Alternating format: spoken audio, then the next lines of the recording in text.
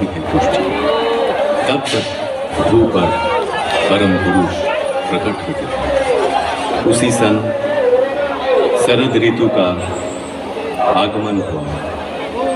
मानवता के लिए आशा भरी एक नई सुबह आई, जब देश के पूर्वी प्रांत के एक छोटे से गांव हिमायतपुर, बहती हुई नदी पद्मा के किनारे पैदा हुआ एक प्राण।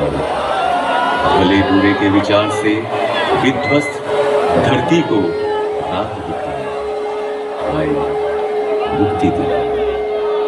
अचंभित रह गया हर कोई, जब जन्म लेते ही खिलखिला कर हंसने लगा बच्चा। पिता शिव चंद्र चक्रवर्ती, माता मनमोहन देवी। माँ ने आदर से नाम रखा अनुकूल, पूरा नाम अनुकूल चंद्र चक्रवर्ती। एक दिन पूजा के समय आसन में विग्रह की जगह खुद बैठ गए वे। डांट फटकार मिली तो कहे, पुकार तो रहा था वो मुझे।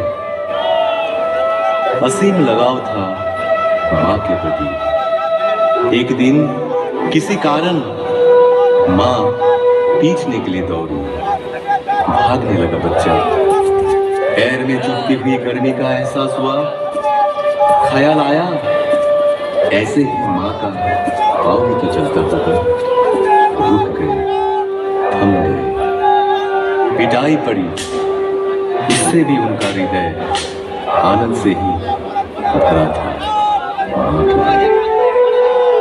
उम्र बढ़ी, ज्ञान विज्ञान के अनंत आधार पाठशाला पहुंचा।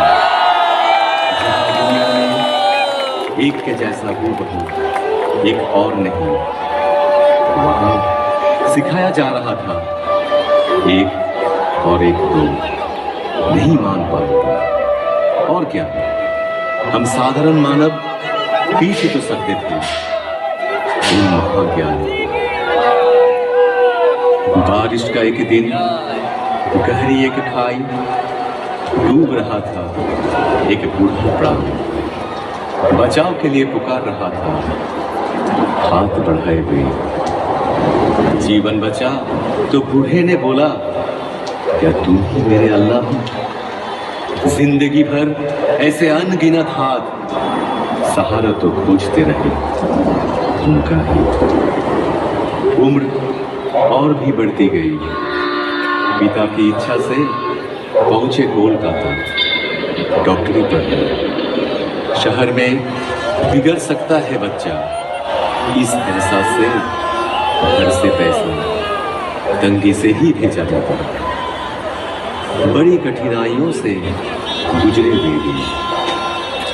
रहने लगे गरीब मजदूरों के बीच, पर हालात से हार नहीं माना। असहाय साधारण जनों के हृदय में बहा दिए करुणा की धारा।